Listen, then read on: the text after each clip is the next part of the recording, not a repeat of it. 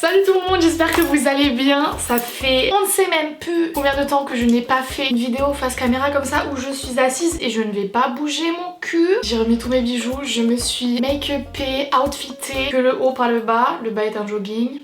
Je suis contente, je suis heureuse, il fait beau. Vous voyez cette lumière dans ma chambre? En tout cas, j'espère que vous allez bien. Aujourd'hui, nouvelle vidéo, nouvelle story time. Je suis trop contente. J'ai un poil d'oseille sur le faciès comme d'habitude. Aujourd'hui, je vous retrouve pour la troisième story time de ma chaîne. Pour ceux qui ne les ont pas vues, vous manquez quelque chose. Et aujourd'hui, c'est incroyable. Je vais vous raconter un truc qui m'est arrivé quand j'étais en colonie. Je ne savais pas comment appeler cette vidéo parce que c'est difficile de résumer en une phrase. En tout cas, c'est parti. J'arrête de parler. On va directement au fait.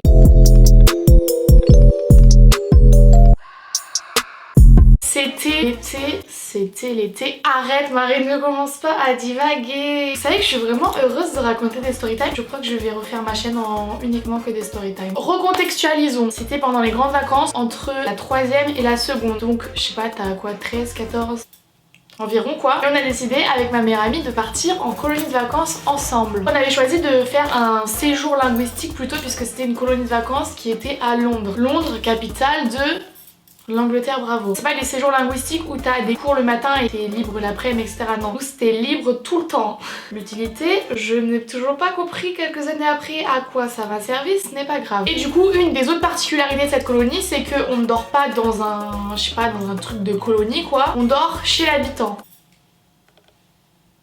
Et du coup, nous, on avait fait la demande, évidemment, avec ma meilleure pote, d'être mise dans la même famille. Famille fut un grand mot.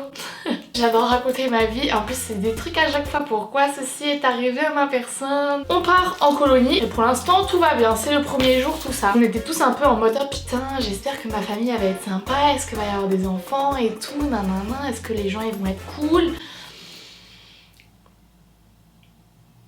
On arrive, donc là on nous appelle et tout, on nous assigne aux familles et nous quand on arrive en fait on se rend compte que nous notre famille c'est pas une famille, c'est une madame qui est seule. À ce qui paraît, femme vivant seule, très bien, ça peut arriver à tout le monde. Tu sens un petit peu genre viens pas la titiller tu vois. Elle t'accueille mais calme-toi quand même. On rencontre cette petite madame en sortant du car et elle nous emmène chez elle. Et là en fait on découvre qu'elle vit dans un endroit un petit peu déjà particulier. Enfin c'était trop bizarre. Vraiment les unes sur les autres et tout. Limite les jardins ils étaient tous ensemble. Donc on rentre dans la petite maison de la madame. Et là elle commence à nous montrer notre chambre. Nickel, nous notre chambre avec ma meilleure pote on était contente quoi. Notre chambre, un couloir et dans ce couloir du coup il y a la cuisine, des portes et salle de bain toilette. Elle nous dit vous n'avez pas le droit d'ouvrir ces portes là. Déjà bah pourquoi tu dis ça? Moi je vais avoir envie d'ouvrir les portes. C'est bizarre non? On avait le droit d'aller que dans la cuisine et dans notre chambre. Pourquoi tu veux pas que je rentre dans le salon? Il y a plus de soleil, je suis un peu déçue. Donc pas de soucis, avec ma pote on respecte et tout. Pendant 2 semaines on n'avait pas le droit d'aller nulle part que dans notre chambre et dans la cuisine quand c'était l'heure de manger. En vrai ça se passe plus ou moins bien. En fait elle était quand même assez stricte. Enfin tu sentais qu'elle t'accueillait, je pense vraiment pour gagner de la thune. C'est horrible à dire hein, mais je pense que vraiment elle le faisait uniquement pour ça. Et les jours passent et plus genre vraiment elle était chelou. Vraiment madame vous êtes bizarre. Déjà tu vois elle se présente comme une femme seule alors que nous entendons des bruits dans la maison, dans les pièces où nous n'avons pas le droit de rentrer. C'est bizarre. Qui cachez-vous là-dedans? Et à chaque fois elle nous emmenait dans la cuisine pour qu'on mange, elle nous forçait à regarder télé-shopping. C'est pas une blague. Et tous les trucs qui présentaient à Télé-Shopping, elle nous disait qu'elle l'avait, elle allait chercher le truc et elle nous le montrait. Tout, y a pas un truc de Télé-Shopping qu'elle n'avait pas. C'était vraiment un truc de ouf. Vous êtes sûre madame que vous avez besoin de ce 8e Tupperware? Bref, c'est vraiment pour rigoler, hein. Chacun fait ce qu'il veut de sa thune. En fait s'acheter 13 000 Tupperware, c'est ça problématique. Souvent, après qu'on ait fini de manger, vraiment plusieurs fois par jour, même le week-end du coup quand on n'avait pas les activités la journée avec la colonie et qu'on était à 100% chez elle, elle quittait la maison, je sais pas, pour 1-2 heures et elle revenait. Déjà ça je suis pas sûre que ce soit très légal au niveau du règlement de la colonie mais bon, à chaque fois quand elle revenait elle était joie et bonheur quoi. Et une fois, et c'est là où vraiment il y avait vraiment des trucs trop bizarres, on sort de la chambre, un horaire où normalement on n'est pas censé sortir de la chambre et là on voit un mec sortir d'une des portes où on n'avait pas le droit de rentrer. Quand il nous voit il ferme. Madame, vous pouvez nous le dire à nous, c'est chez vous, vous pouvez ramener qui vous voulez hein. Pourquoi ce monsieur se cache-t-il? Donc trop bizarre. Un autre jour il s'est passé exactement la même chose, on est tombé nez à nez avec un mec, on n'était pas censé le voir. C'était pas le même monsieur que la première fois mais le truc c'est qu'il était en peignoir, pantoufles et tout, enfin ils étaient vraiment en mode ça se voit c'était pas un plan cul quoi, disons les termes. Madame, faut choisir, vous pouvez pas avoir plusieurs maris comme ça. Surtout dire que vous en avez 0 alors que vous en avez 3. C'est bizarre quand même. Donc là déjà on s'est rendu compte que la madame avait plusieurs maris. Chacun fait ce qu'il veut, d'accord? Mais bon, je crois que c'est illégal quand même. D'ailleurs, avec un de ces mecs là, j'ai cru j'allais me pisser dessus. Mais pisser dessus de rigolage, de pipi sur ma personne. C'était un matin, on était en retard et tout, donc on se dépêchait machin. En fait, à chaque fois qu'il se passait des trucs bizarres, c'était dans des horaires où normalement on n'est pas censé être là. Du coup, vraiment, il y avait une vie quand nos personnes sortaient de cette maison qui n'était pas du tout la même que quand on était dedans. À un moment donné, je cours, j'avais trop envie de pisser et j'ouvre la Marie, tu ne peux pas rigoler pour des histoires de pipi caca. Bien sûr que si, même si j'ai 22 ans. J'ouvre furtivement du coup cette porte de toilette. Je tombe nez à nez avec un de ces nombreux marais du coup. Zépo sur le trône, journal à la main. Monsieur, il faut fermer la porte à clé. Là, je suis en train de vous voir faire caca. Je suis pas censée déjà vous voir de base parce que cette madame est censée vivre seule, rappelons-le. Et surtout, je n'ai point envie de vous regarder faire caca. Mais sa réaction, je vais mourir avec cette image gravée dans mon souvenir. Cet homme en peignoir de soie assis sur les toilettes. Que de malaise dans cette maison. Il y avait quand même des familles cheloues dans cette colo parce que je me souviens qu'il y avait des gens de notre colo qui avaient dû changer de famille et tout en cours de trucs parce que bah ça allait pas. Et nous, en vrai, c'était une relation un peu spécial mais en vrai ça passe, tu vois. Avec ma pote on était mort de rire de tous les trucs qu'on découvrait au fur et à mesure. Nous on voulait percer à jour cette histoire. On a d'ailleurs réussi à découvrir qu'est-ce qui se tramait dans cette maison quelques jours avant de partir. Du coup les jours passent et toujours plus de malaise dans cette maison. Toujours pas le droit de rentrer dans les pièces cachées et vraiment c'est horrible quand on te dit ça parce que bah je suis désolée mais t'as envie de voir ce qu'il y a dedans. Mais la tête de ma mère on n'a jamais ouvert les portes quand même. Le respect avant tout. La peur de se faire choper je pense surtout. Mais j'ai retrouvé du coup des vidéos qu'avec ma pote on avait filmé du coup sa maison pour montrer à nos parents en mode ah c'est là qu'on vit, regarde à notre chambre et tout. On l'entend derrière dire non non vous rentrez pas là et tout, je vous ai déjà dit. En même temps madame on avait compris, on peut pas rentrer. Ça fait 2 semaines qu'on est là quand même. J'ai pas non plus envie d'afficher la maison de cette madame sur YouTube quoi. Donc je vais essayer de trouver un moyen.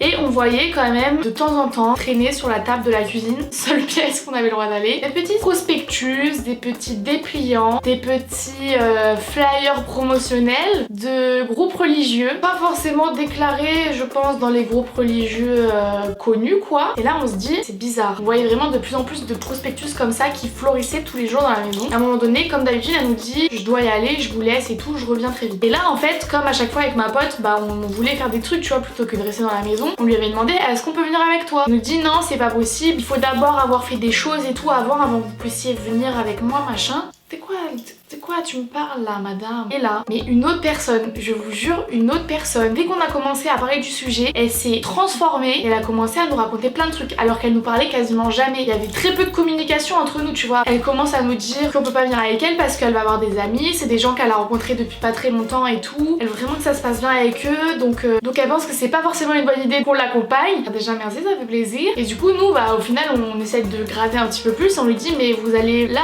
et on lui montre les brochures. Tu vois des gens qui avaient l'air vraiment méga heureux dessus et elle dit ouais c'est eux que je vais voir, vraiment ils sont trop sympas et tout. Et là genre son visage s'illumine, genre elle a eu une idée de folie alors que pas du tout madame, vous êtes en train de me faire peur. Ah non mais attendez, je vais aller les voir et tout, je vais leur demander en fait si on peut vous baptiser, vous viendrez avec moi les prochains jours. Mais j'ai pas très envie de me faire baptiser. Surtout baptiser de quoi? De qui? De qu'est-ce? Et là, elle commence à péter son câble. Elle se met... Non mais vraiment, on va encore pas me croire. Elle se met par terre. Ce n'est pas une blague. Elle commence à nous mimer le rituel du baptême. Ce n'est pas une blague. Ce que je vous dis est vraiment arrivé. Elle commence à nous dire tout le monde vous touche la tête, ensuite vous devez dire ces phrases et tout. Vous allez voir, non mais ça fait pas mal et tout, allez venez avec moi et tout, on va le faire comme ça la prochaine fois, vous pourrez venir et tout. Non. Non. Je vais appeler mes parents, ça vous dérange pas? Là mais trop chelou. Et vraiment elle commence à dire ils vous mettent des choses sur la tête et tout. Elle était par terre en train de nous mimer un baptême. Je suis pas baptisée mais j'ai déjà vu des baptêmes catholiques. Ce que vous me dites c'est pas vrai. C'est pas... Il y a des rituels bizarres là-dedans ça là, ce que vous dites là. Et là vraiment du coup elle était trop contente. Elle avait trouvé son goal, c'était nous baptiser et qu'on vienne avec elle dans ces trucs bizarres où elle allait tous les jours ou quand elle nous laissait pendant plusieurs heures toute seule. Non madame. Là elle commence du coup à nous sortir ses petites brochures, elle nous dit mais si regardez c'est génial et tout. Vous me faites peur là madame, je suis une enfant, je ne vais pas vous suivre dans ce genre d'expérience. Ouais, nous on l'écoutait parler parce que vraiment elle était passionnée, intérieure de sa personne. Et on lui dit bah non et tout, vous inquiétez pas, c'est pas grave, allez-y et tout. Enfin, on avait demandé ça comme ça, mais t'inquiète, vas-y toute seule finalement, ça nous dérange pas. Donc la go part, pas de soucis, réfléchissez et tout. Et vraiment, si vous voulez, vous me dites, on fait tout ça et tout. Après, c'est bon, c'est toute la vie, hein. J'ai 14 ans, de quoi tu me parles là, madame? Vous m'angoissez.